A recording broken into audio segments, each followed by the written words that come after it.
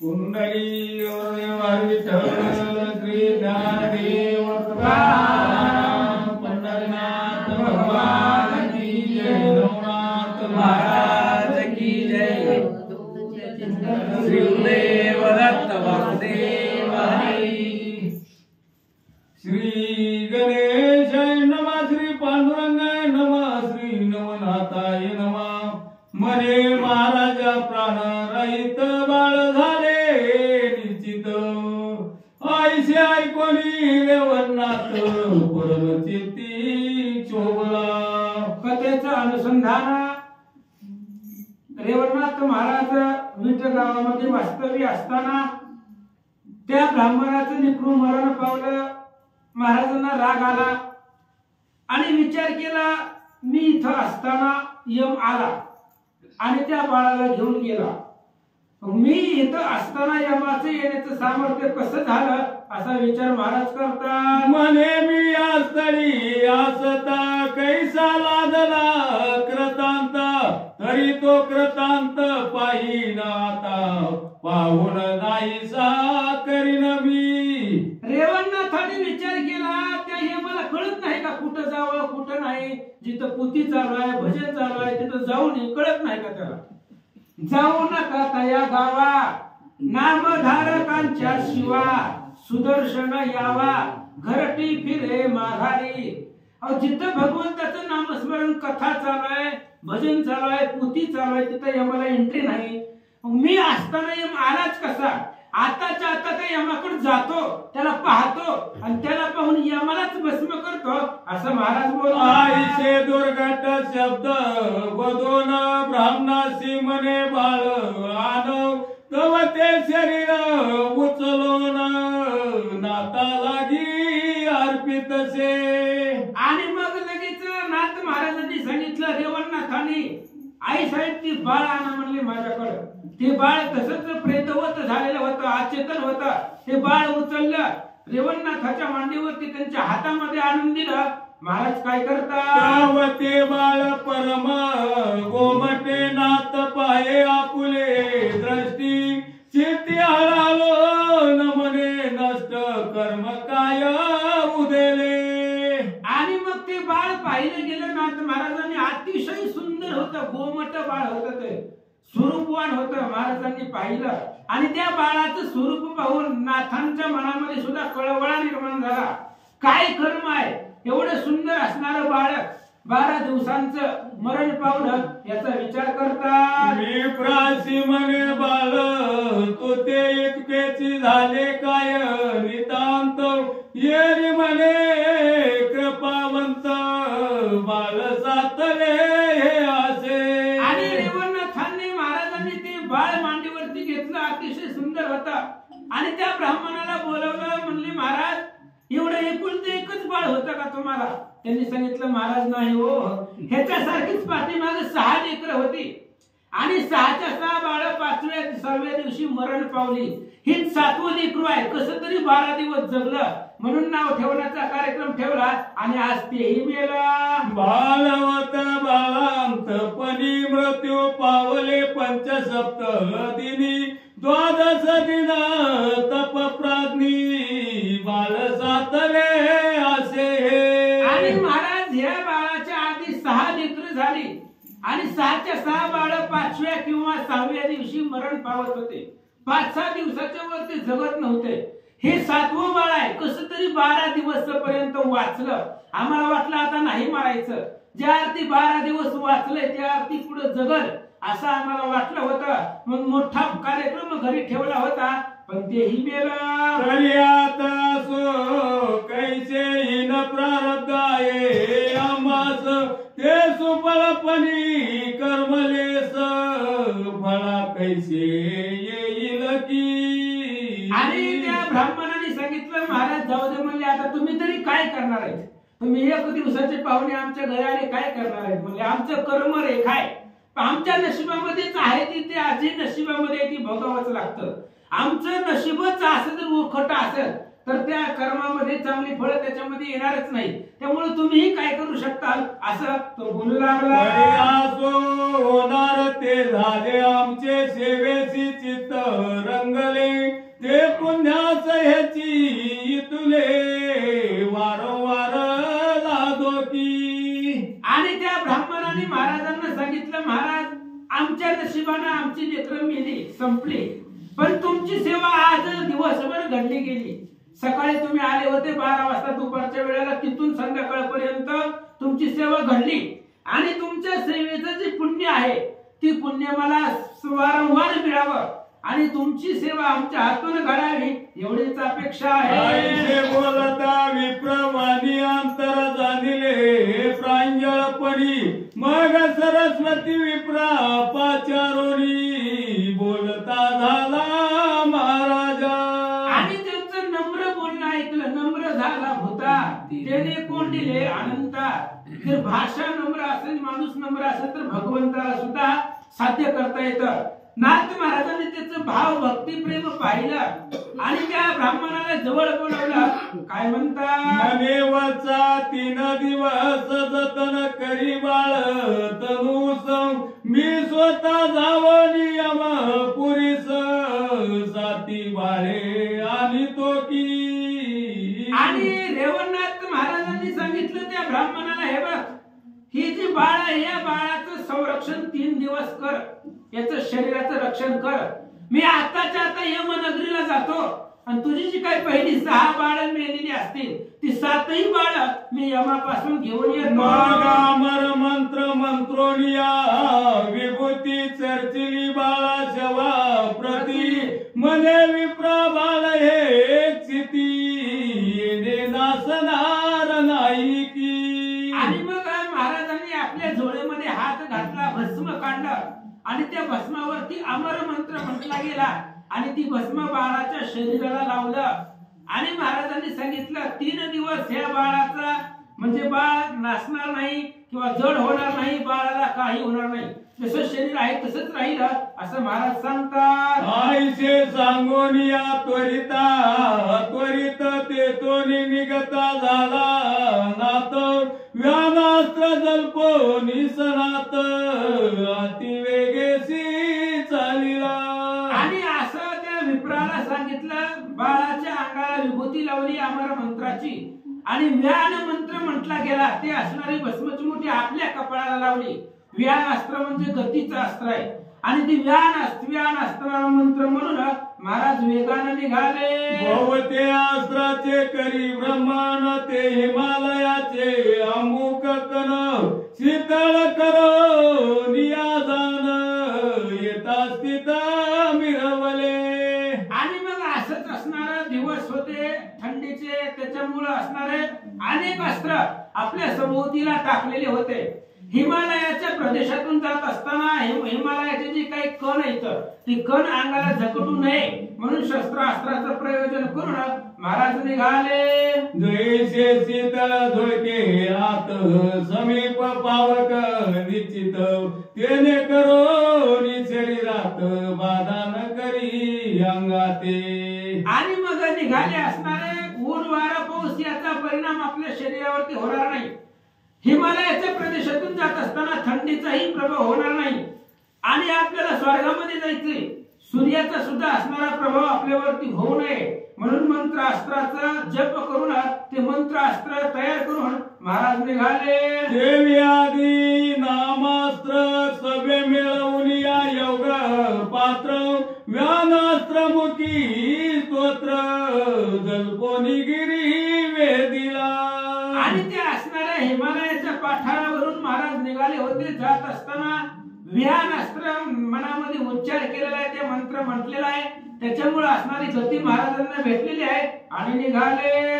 सहज चालीला यमापुरी संचार करीत यच धवळारी तो धर्मराज पाहुनी नेत्री आसनाहूनी उठलासे. आणि महाराज निघाले त्या वीट गावामधून यमपुरीला गेले.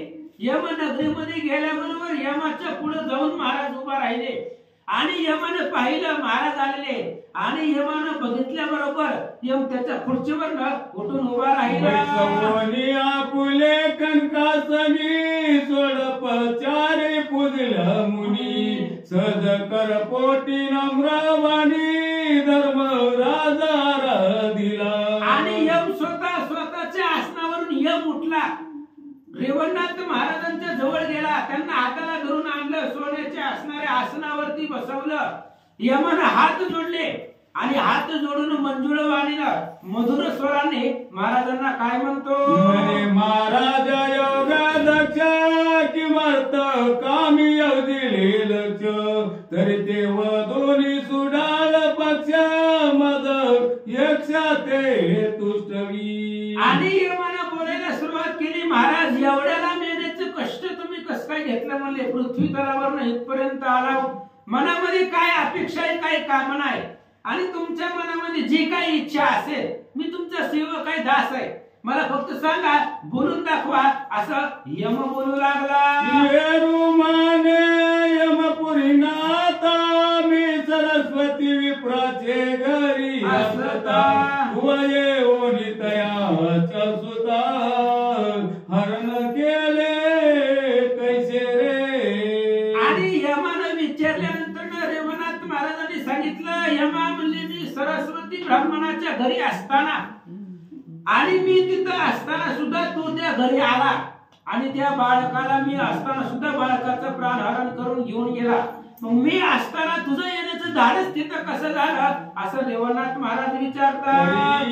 जे घडू नये ते घडले परी आता मागुती दे वैले आणि शेटपुत्र त्याचे कोटे ठेविले तेही आता देयनोनी.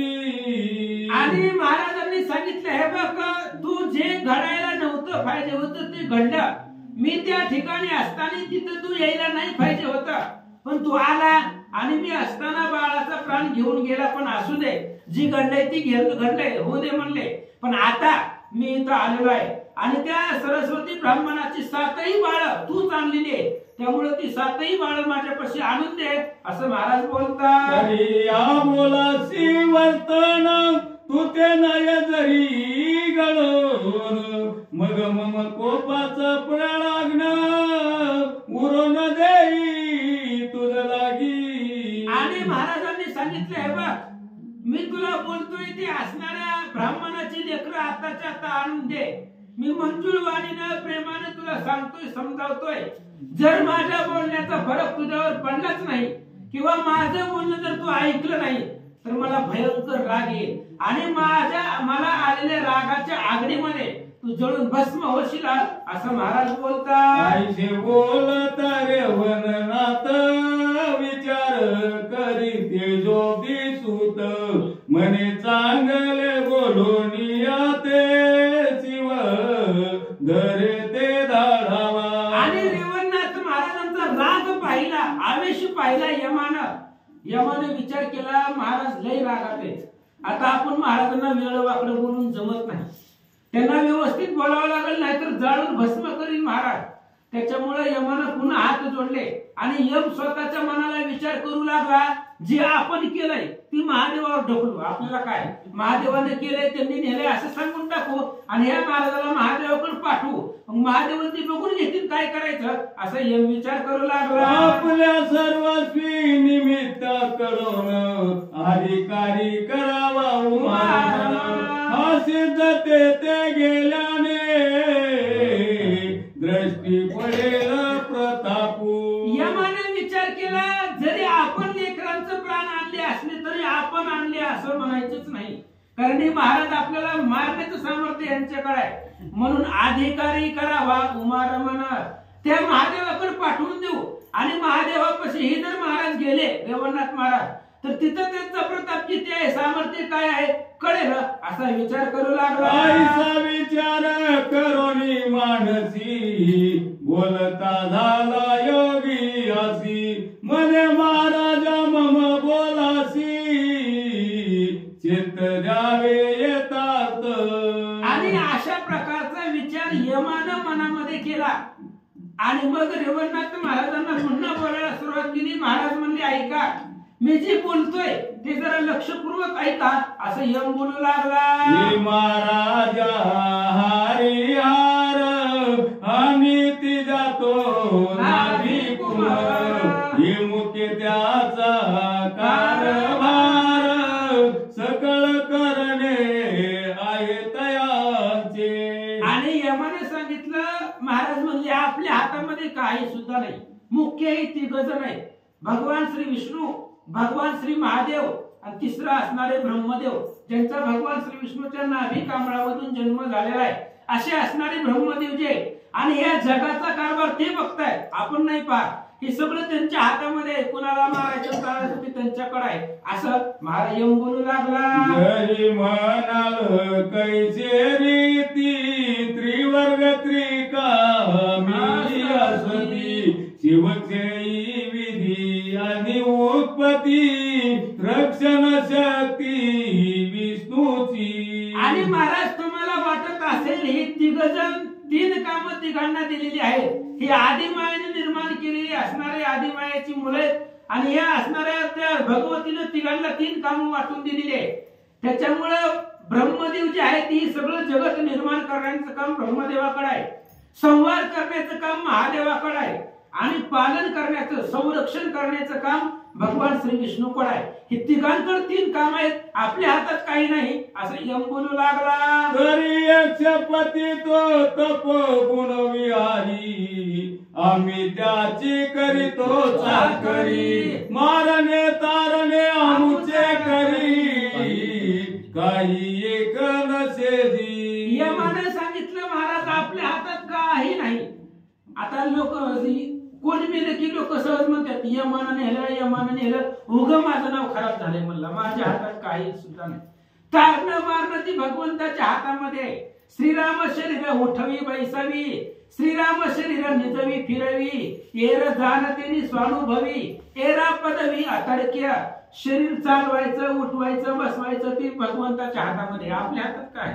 आपण झोपतोय आपल्या मनाला, उठवायचं का नाही त्याच्या हातात आहे, आणि त्याने नाहीच उठवायला तर उचलायला 4 जण लागते ती. म्हणून आपल्या हातामध्ये काय नाही म्हणले महाराज. जगवणं मारणं जिने मरणे भगवत सत्ता, कुणाला जगवायचं कुणाला मारायचं ते भगवंताच्या हातात आहे. आपण त्यांचे दास आहेत, आम्ही त्यांचे मालक आहेत, असं यम दास आहे, असं यम बोलू लागला. करी आता प्रताप राशी गमन करावे कैलासासी, आराधोनी शिवचितासी, सप्तपुत्र न्यावेदी. आणि महाराज आता तुम्ही प्रतापाची रास आहे, थोडा प्रताप आहे का पृथ्वी तलावर डायरेक्ट यमाच्या नगरीमध्ये जाणं, त्यामुळे तुमच्यापाशी सामर्थ्य भरपूर आहे, तर तुम्ही कैलासाला जावा आणि महादेवाकडे जावा, त्यांचं चित्त भगवती त्यांना प्रसन्न करा आणि त्यांच्याकडून 7ही मुलं घेऊन जावा, असं यम बोलू लागला. आणि कोण सांगतो उत्तर ते त्याची आयत सप्तकुमार, तरी दावणी आपला बुद्धी संचार, कार्य आपुले करणे जी. आणि त्यावेळेस त्यांनी सांगितलं, यमाने सांगितलं, महाराज म्हणले अजून एक खून सांगतो तुम्हाला, ती 7ही बाळं महादेवाकडेच आहे, त्यांच्यापाशी आहे, तुम्ही तिथं जावा कैलासाला आणि तुमच्या बुद्धीनं युक्ती प्रयुक्तीनं कसं बोलायचं तसं बोलू ना, महादेवाकडून ती 7ही मुलं घेऊन जावा, असं यम सांगू लागला. मनवरी जरी आला पण कोपोन, तरी मी काय हिन दिन, क्षय करता उमार मन, प्रसिद्धपणी मिरवतसे. आणि यमाने सांगितलं, महाराज तुम्ही रागानं जरी माझ्यापाशी आला तरी मी काय आहे, हे नाही ते नाही, माझं काही नाही म्हणे. शास्त्र पुराण संबंध आहे की विनाश करण्याचं काम महादेवाचं आहे, असं शास्त्राने पुराण गरजून सांगितलेलं आहे. त्यामुळं क्षय करण्याचं काम महादेवाचं असल्यामुळं त्यांनी ती बाळ घेऊन गेले, तर माझ्याकडे काही नाही, असं यम सांगू लागला. क्षय करता ये भवचराचरी, शास्त्रादी बोलती साचार, आपण आत जाणीव सर्व अंतरंग सर्वांचे. आणि महाराज तुम्हाला हे सगळं माहिती आहे, सगळ्याच्या मनामधलं ओळखणारे जाणणारे तुम्ही ज्ञानी आहेत, प्राज्ञिक आहेत. आणि सगळ्या शास्त्रामध्ये वेदामध्ये हेच सांगितलंय की संहार करण्याचं काम महादेवाचं आहे. म्हणून ही 7ही लेकरं त्या महादेवाने घेऊन गेले. तुम्ही त्याच्याकडे जावा असं यम बोलू लागला.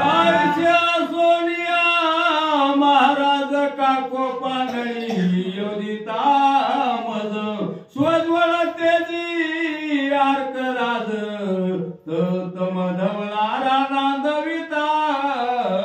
आणि यमराजाने सांगितलं महाराज तुम्हाला हे माहिती आहे की ही सगळं कर्ण जे आहे ती महादेवाने केलेलं आहे. त्यांनी ती लेकरं घेऊन गेलेले आणि विनाकारण माझ्यावरती राग का आणताय किंवा माझ्या पुढे राग असणारा दाखवून मला रागाने तुम्ही शिक्षा केली, दंड केला तरी त्याचा काही उपयोग नाही असं बोलू लागला. तुम्ही सर्वांचे ज्ञान दिवटे कोपी पडता ज्ञान वाटे हे योग्य नव्हे तुम्हाला वटे दोपट पंथी मिळे नका. अहो महाराज सगळ्या जगाला ज्ञान देणारे तुम्ही आहे. मार्ग दावणी गेले आधी दयानिधी संत ते सगळ्या जगाला प्रांजळ मार्ग दाखवणारे तुम्ही आहे. आणि तुम्हीच अज्ञान रूपी निधीमध्ये पडताय. कसं जमायचं म्हणले. जगाला प्रकाश देणारे तुम्ही आहेत आणि तुम्हीच असं अज्ञान सारखं करायला लागले असं यम बोलू लागला. आळशे बोलता धर्मराज मान तुकारी तेज पुंज मने हे पंचाननाचे काज ते सत्यार्थ बोलसी तू. आणि असं यमानं बोलल्यावर रेवणनाथ महाराजांनी सांगितलं बरोबर आहे म्हणले. तुझंच बरोबर आहे. मला तरी काय माहिती लोक म्हणतात यमाने नेलं म्हणून मी डायरेक्ट इकडे आलो. मला तरी काय माहिती. पण आता लक्षात आलं हे महादेवाकडे आहे म्हणून असणाऱ्या रेवणनाथ महाराजांना यमाचं बोलणं पटलं. काय करतात तरी आता कैलासी जाईना कैसा हे पंचानन तो सत्वर दृष्टी पाहिना अमित्रपण त्या सुद्धा. आणि यमाचं बोलणं ऐकून महाराजांना पटलं आणि रेवणनाथ महाराजांनी सांगितलं आता आम्ही कैलासाला जातो आणि कसा असणारा तो महादेव आहे त्या महादेवाकडे पाहतो आणि त्यानं जर 7ही बाळ जर मला माघारी दिली नाही तर त्या महादेवाबरोबर सुद्धा युद्ध करेल असं रेवणनाथ महाराज बोलतात. ऐसे बोलोनी योग धारणी उठता झाला मग ते तोनी व्यानास्त्र मुखी स्तवनी कैलासाते वाचला. अशा प्रकारे रेवणनाथ महाराज यमाला बोलले. त्या यमनगरीमधून उठले. आसनावरती बसलेले होते तिथून उठले. व्यान मंत्र म्हटला गेला ती विभूती कपाळाला लावली आणि त्यात असणाऱ्या गतीनं कैलासामध्ये जाऊन पोहोचले. आता ते कथा सारा होईल तितकी दोंडी कुंवर मूळ काव्य ग्रंथ परा नरहरी कृपे वर्णित. आणि ग्रंथकर्ते असणारे धोंडी माणूस सांगतायत आता तिथं रेवणनाथ महाराज कैलासाला जाऊन पोहोचले. आता कैलासाला गेल्यानंतर ना तिथं काय चरित्र होणार आहे महाराज भक्ते असणाऱ्या महादेवाबरोबर कसं युद्ध करतील तिथं होणारा कथासार हे असणाऱ्या ग्रंथामध्ये मी वर्णन करेल. लक्षपूर्वक ऐका.